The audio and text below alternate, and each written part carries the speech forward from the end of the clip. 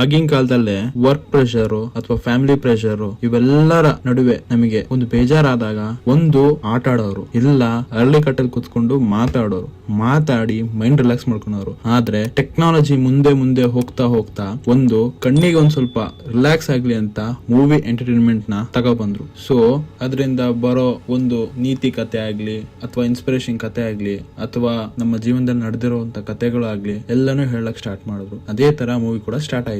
ಮೂವಿಯಲ್ಲೇ 2 category ತಗೊಬಂದ್ರು. ಒಂದು ದೊಡ್ಡವರೇ ಸಂಬಂಧಪಟ್ಟಿದ್ದು, ಇನ್ನೊಂದು ಚಿಕ್ಕವರೇ ಸಂಬಂಧಪಟ್ಟಿದ್ದು. ಅವಾಗ ಕಾರ್ಟೂನ್ ಎಲ್ಲ ಇರ್ಲಿಲ್ಲ, ಅವಾಗ ಆನಿಮೇಟೆಡ್ ಬಂದಿದ್ದಿಲ್ಲ, ಟೆಕ್ನಾಲಜಿ ಅಷ್ಟಿರ್ಲಿಲ್ಲ. ಸೊ 1938 ಏಪ್ರಿಲ್ ಅಲ್ಲೇ for the first time animated movie ಅಂತ ಬಂದಿದ್ದು ಸೂಪರ್ ಮ್ಯಾನ್. ಸೊ ಇವತ್ ನಾವು ಸೂಪರ್ ಮ್ಯಾನ್ ಬಗ್ಗೆ ಒಂದೊಂದಾಗಿ ಮಾತಾಡೋಣ. ಇವತ್ ನಾನು ಹೊಸ ಸೂಪರ್ ಮ್ಯಾನ್ ನೋಡ್ಕೊ ಬಂದಿದ್ದೀನಿ ಮೂವಿಯಲ್ಲೇ. ಸೊ ಇದ್ರ ಬಗ್ಗೆ ಮಾತಾಡೋಣ. Welcome to day to day life. So subscribe ಮಾಡಿ, ಬೆಲ್ ಐಕನ್ ಒತ್ತಿ ನಿಮ್ಗೆ ಮೋರ್ ಅಪ್ಡೇಟ್ಸ್ಗೋಸ್ಕರ. ಒಂದು DC, ಇನ್ನೊಂದು ಮಾರ್ವಲ್. ಹೆಂಗೆ ನಮ್ಮ ಕನ್ನಡ ಇಂಡಸ್ಟ್ರಿಯಲ್ಲೇ ಒಬ್ರು ಹೀರೋಗೆ ಇನ್ನೊಬ್ರು ಹೀರೋ ಫ್ಯಾನ್ಗಳನ್ನ ಫೈಟ್ ಆಗುತ್ತಲ್ವಾ, ಅದೇ ತರಾನೇ ಹಾಲಿವುಡ್ ಅಲ್ಲಿ ಕೂಡ DC ಮತ್ತೆ ಮಾರ್ವಲ್ಗೆ ಯಾವಾಗ್ಲೂ ಫೈಟ್ ಇರುತ್ತೆ. ಲೈಕ್ DC ದವರು ಹೊಸ ಟೆಕ್ನಾಲಜಿನ ತಗೊಬಂದ್ ಮಾಡಿದ್ರೆ ಮಾರ್ವಲ್ ಕೂಡ ಅದನ್ನು ಎಕ್ಸ್ಟ್ರಾ ಮಾಡಿ ಮಾಡ್ತಾರೆ. ಇವಾಗ ಮಾರ್ವಲ್ ಅವರು ಕೂಡ ಎಕ್ಸ್ಟ್ರಾ ಮಾಡಿದ್ರೆ ಅದನ್ನು ತಗೊಂಡು ಇನ್ನೂ ಜಾಸ್ತಿ ಫೀಚರ್ಗಳನ್ನ ತಗೊಬಂದ್ ಮಾಡ್ತಾರೆ. ಸೊ ಅದೇ ತರನೇ ಜಗಳ ನಡೀತಾ ಒಬ್ರಿಗೆ ಒಬ್ರು ಕಾಂಪಿಟೇಷನ್ ಕೊಡ್ತಾ ಸೊ ನಮ್ಮಲ್ಲೂ ಒಂದು ಕಾಂಪಿಟೇಷನ್ ತಂದ್ರು ಫ್ಯಾನ್ಸ್ ಅಲ್ಲಿ. DC ಜಾಸ್ತಿನಾ ಮಾರ್ವಲ್ ಜಾಸ್ತಿನಾ? ಅದೇ ತರಾನೇ ಇವಾಗ ನಾನು ಹೇಳ್ತಿರೋ ಮೂವಿ DC ಅವ್ರದ್ದು ಹೊಸದಾಗಿ ಬಂದಿದ್ದಾರೆ. ನೋಡೋಣ, ಇದ್ರ ಬಗ್ಗೆ ನಾನು ಹಾನೆಸ್ಟ್ ರಿವ್ಯೂ ಕೊಡ್ತೀನಿ, ಯಾವ್ದು ಚೆನ್ನಾಗಿದೆ ಯಾವ್ದು ಚೆನ್ನಾಗಿಲ್ಲ ಅಂತ. ಸೂಪರ್ ಮ್ಯಾನ್ ಇದನ್ನ ಡೈರೆಕ್ಷನ್ ಮಾಡಿರೋದು ಜೇಮ್ಸ್ ಗನ್ ಅಂತ. ಹೊಸದಾಗಿ ಕಾಮಿಕ್ ಬುಕ್ ಇಂದ ತೆಗೆದು ಮಾಡಿರೋ ಮೂವಿ ಇದು. ಸೊ ಇದ್ರಲ್ಲೇ ಬಂದ್ಬಿಟ್ಟು ಕೆಲವೊಬ್ರು ನಾನ್ ನೋಡಿಲ್ಲ ಅಷ್ಟು, ಬಟ್ ಕೆಲವೊಬ್ರು ಹೊಸ ಹೀರೋಗಳು ಬಂದಿದ್ದಾರೆ ಅಥವಾ ಹೀರೋಯಿನ್ ಆಗ್ಲಿ. ಸೊ ಹೀರೋ ಬಂದ್ಬಿಟ್ಟು ಡೇವಿಡ್ ಕ್ವಾನ್ಸ್ ವೆಟ್ ಮತ್ತೆ ರಿಚಲ್ ಬ್ರೋನ್ಸ್ನಾನ್, ಮತ್ತೆ ನೆಗೆಟಿವ್ ರೋಲ್ ಅಲ್ಲಿ ಬಂದ್ಬಿಟ್ಟು ನಿಕೋಲಸ್ ಕೆರೆಡಾಗ್ ಮತ್ತೆ ಗ್ಯಾತಿಗ್ ಇದ್ದಾರೆ.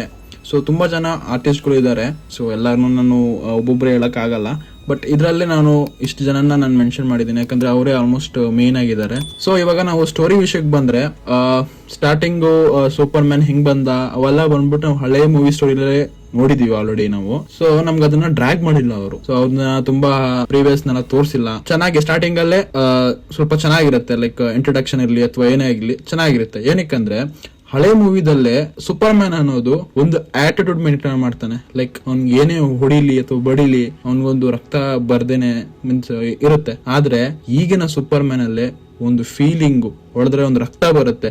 ಎಲ್ಲಾನು ಒಂದು ಕಾಮನ್ ಮ್ಯಾನ್ ಅಲ್ಲಿ ಏನೇನು ಗುಣಗಳು ಇರುತ್ತಲ್ಲ ಅದನ್ನೆಲ್ಲ ತೋರಿಸಿದ್ದಾರೆ. ಸೊ ಬನ್ನಿ ನಿಮ್ಗೆ ಸ್ಟೋರಿನ ಹೆಂಗಿತ್ತು ಅಂತ ಹೇಳ್ತೀನಿ. ಫಸ್ಟ್ ಹಾಫ್ ಅಲ್ಲೇ ನಾರ್ಮಲ್ ಸ್ಟೋರಿ, ಲೈಕ್ ಅದನ್ನ ನಾನು ಹೇಳಿದ್ರೆ ಅದು ಕಾಪಿರೇಟ್ ಆಗುತ್ತೆ, ಸೊ ಅದನ್ನ ಹೇಳಲ್ಲ ನಾನು. ಸೊ ನಾರ್ಮಲ್ ಸ್ಟೋರಿ ತರನೇ ಹೋಗುತ್ತೆ. ಅವನಿಗೆ ಒಂದು ಎನಿಮಿ ಇರ್ತಾರೆ, ವಿಲನ್. ಸೊ ಆ ವಿಲನ್ಗೆ ಸೂಪರ್ ಮ್ಯಾನ್ ಕಂಡ್ರೆ ಆಗೋದಿಲ್ಲ. ಯಾಕೆ ಅಂತ ಅಂದ್ರೆ ಸೂಪರ್ ಮ್ಯಾನ್ ಬಂದ್ಬಿಟ್ಟು ನಮ್ಮ ಗ್ರಹಕ್ಕೆ ಸೇರಿದ್ದಲ್ಲ ಅವನು. ಸೊ ಏಲಿಯನ್ ಅಂದ್ರೆ ಔಟ್ ಆಫ್ ಗ್ರಹಕ್ಕೆ ಸೇರಿದವನು.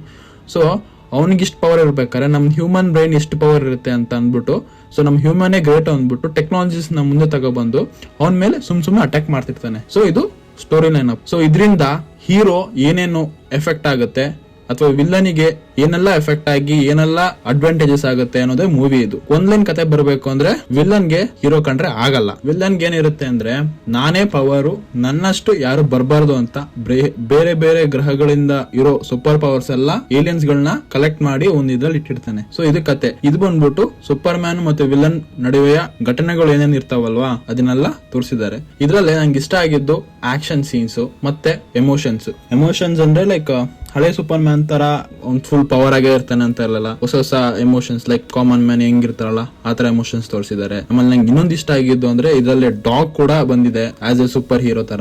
ಆಮೇಲೆ ನೆಕ್ಸ್ಟ್ ಬಂದ್ಬಿಟ್ಟು ಪರ್ಫಾರ್ಮೆನ್ಸ್, ಹೀರೋದು performance A class level. As a common man ಹೆಂಗಿದೆಯೋ ಹಂಗೆ ಆಟಿಟ್ಯೂಡ್ ಎಲ್ಲ ಚೆನ್ನಾಗಿ ಮಾಡಿದ್ದಾರೆ. ಆಮೇಲೆ ಹೀರೋಯಿನ್ ಕೂಡ ಅಷ್ಟೇ, ಅವ್ರಿಗೆ ಏನ್ ಸಾಥ್ ಕೊಡ್ಬೇಕಾಗಿದ್ದು ಅದ್ ಮಾಡ್ಕೊಟ್ಟೆ ಅವ್ರ ಕ್ಯಾರೆಕ್ಟರ್ ಮುಗಿಸಿದ್ದಾರೆ. ಸೊ ಇದರಲ್ಲಿ ಇನ್ನೊಂದು ವಿಷಯ ಅಂದ್ರೆ ಜಸ್ಟಿಸ್ ಲೀಗ್ ಕೂಡ ಬರುತ್ತೆ.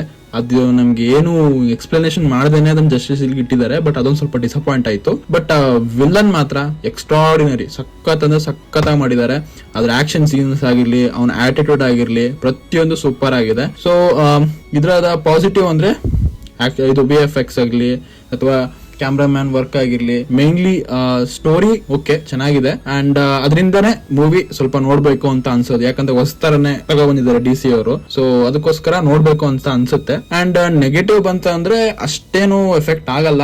ಬಟ್ ಫಸ್ಟ್ ಹಾಫ್ ಅಲ್ಲೇ ಸ್ವಲ್ಪ ಅಲ್ಲಿ ಒಂಚೂರು ಕಾನ್ವರ್ಸೇಷನ್ ಇಂದ ಸೇಮ್ ಕಾನ್ವರ್ಸೇಷನ್ ಸೂಪರ್ಮನ್, ಹಳೆ ಸೂಪರ್ಮನ್ ಅಲ್ಲೂ ಕೂಡ ನೋಡಿದೀವಿ, the man of the steel ಅದ್ರಲ್ಲೂ ಕೂಡ ನೋಡಿದೀವಿ, ಅದೇ ತರನೇ ಕಾನ್ವರ್ಸೇಷನ್.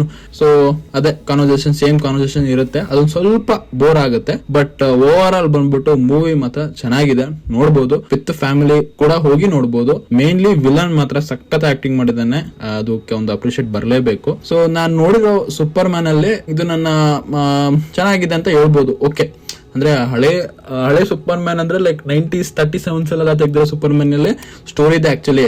ಬಟ್ ಆದ್ರೆ ಆ ಟೆಕ್ನಾಲಜಿನ ನಮ್ಗೆ ಇವಾಗ ಕಂಪೇರ್ ಮಾಡಕ್ ಆಗ್ತಿಲ್ಲ ಈಗ. ಸೊ ಈಗಿನ ಜನರೇಷನ್ ಅಲ್ಲಿ ನಾವು ಹುಟ್ಟು ಬೆಳ್ದಂಗಿಂದನು ನಾವು ಲೈಕ್ ತುಂಬಾ ಮೂವಿಗಳು ನೋಡಿದೀವಿ, ಲೈಕ್ ಅವೆಂಜರ್ಸ್ ಆಗಿರ್ಲಿ, ಟ್ರಾನ್ಸ್ಫಾರ್ಮರ್ಸ್ ಆಗಿರ್ಲಿ, ಅಥವಾ DC ದಲ್ಲಿ ಬಂದಿರೋ ಜಸ್ಟಿಸ್ ಲೀಗ್ ಆಗಿರ್ಲಿ, ಸೂಪರ್ ಮ್ಯಾನ್, ತುಂಬಾ ಮೂವೀಸ್ಗಳನ್ನ ನೋಡ್ತಾ ಇರ್ತೀನಿ ನಾನು. ಸೊ ಓಕೆ, DC ಅಲ್ಲೇ ನನಗೆ ಇದಿಷ್ಟು DC ಇದರಲ್ಲೇ ಇಷ್ಟ ಆಗಿದ್ದು ಅಂದ್ರೆ ಇದೊಂದು ಚೆನ್ನಾಗಿದೆ.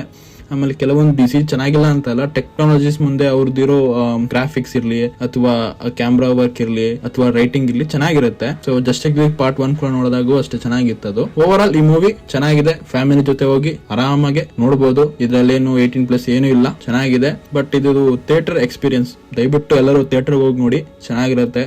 3D ಅಲ್ಲೇ ಆಲ್ಮೋಸ್ಟ್ ಚೆನ್ನಾಗಿರಲ್ಲ, ಬಟ್ ಆದ್ರೆ 2D ಅಲ್ಲಿ ಕೂಡ ಚೆನ್ನಾಗಿ ನಾನು ನೋಡಿದ್ದು 2D ಅಲ್ಲೇ, ಯಾಕಂದ್ರೆ 3D ಅಲ್ಲಿ ಗ್ಲಾಸ್ ಹಾಕ್ಬೇಕು ಅನ್ನೋದೊಂದು ಇದು. ಬಟ್ 3D ಅಲ್ಲಿ ನೋಡ್ಬೇಕು ಅಂದ್ರೆ ನಾವೆಲ್ಲ IMAX ಹೋಗ್ಬಿಟ್ಟು ನೋಡ್ಬೇಕು, ಅದು ಚೆನ್ನಾಗಿ ಎಕ್ಸ್ಪೀರಿಯನ್ಸ್ ಆಗುತ್ತೆ. ಬಟ್ ನಾರ್ಮಲಿ ಥಿಯೇಟರ್ ಅಲ್ಲೆಲ್ಲ, ಮಾಲ್ ಅಲ್ಲೆಲ್ಲ, ಲೈಕ್ ನಾರ್ಮಲ್ PVR ಅಲ್ಲೆಲ್ಲ ಥಿಯೇಟರ್ ಅಲ್ಲೇ ನೋಡಿದ್ರೆ 3D ಅಲ್ಲಿ ಒಂಥರ ಸ್ವಲ್ಪ ಗಲಿಬಿಲಿ ಆಗುತ್ತೆ. ಅಂದ್ರೆ ಲೈಕ್ ಐ ಸೈಡ್ ಇರೋರಿಗೆ ಅಷ್ಟು ಕಾಣಲ್ಲ. ಸೊ ನನ್ನ ಸಜೆಷನ್ ಇಷ್ಟೇ, ಹೋಗಿ 2D ಅಲ್ಲಿ ನೋಡಿ, ನಿಮ್ಗೆ ಚೆನ್ನಾಗಿ ಎಕ್ಸ್ಪೀರಿಯನ್ಸ್ ಆಗುತ್ತೆ. ಸೊ ಓವರ್ ಆಲ್ ಈ ಮೂವಿ ಸಖತ್ತಾಗಿದೆ, ಅಂದ್ರೆ ನೋಡ್ಬೋದು, ಚೆನ್ನಾಗಿದೆ. ಇದೇ ವಾರದಲ್ಲಿ ನಮ್ಮ ಯಕ್ಕಾ ಫಿಲಂ ರಿಲೀಸ್ ಆಗ್ತಿದೆ. ಸೊ ಇದ್ರ ಬಗ್ಗೆ ರಿವ್ಯೂ ಮಾಡ್ತೀನಿ. ಅದುವರೆಗೂ stay tune. So subscribe to my channel. So ತುಂಬಾ ಜನ ನೋಡ್ತಿದ್ದೀರಾ ಬಟ್ ಸಬ್ಸ್ಕ್ರೈಬ್ ಮಾಡ್ತಿಲ್ಲ, ದಯವಿಟ್ಟು ಸಪೋರ್ಟ್ ಮಾಡಿ. ನಿಮ್ಗೆ ಅವನಷ್ಟು ರಿವ್ಯೂ ಕೊಡ್ತೀನಿ, ಎಲ್ಲದು ಪ್ರತಿಯೊಂದು ವಿಡಿಯೋನು ಮಾಡ್ತಿರ್ತೀನಿ. ಇನ್ನು 2 ವಾರದಿಂದ ನಾನು ವಿಡಿಯೋ ಮಾಡಿದ್ದಿಲ್ಲ, ಇನ್ನು ಮುಂದೆ ಮಾಡಿ ನಿಮ್ಗೆಲ್ಲ ಅಪ್ಡೇಟ್ ಕೊಡ್ತಿರ್ತೀನಿ. Subscribe and take care. Bye bye. As usual ಮತ್ತೆ ಸಿಗೋಣ.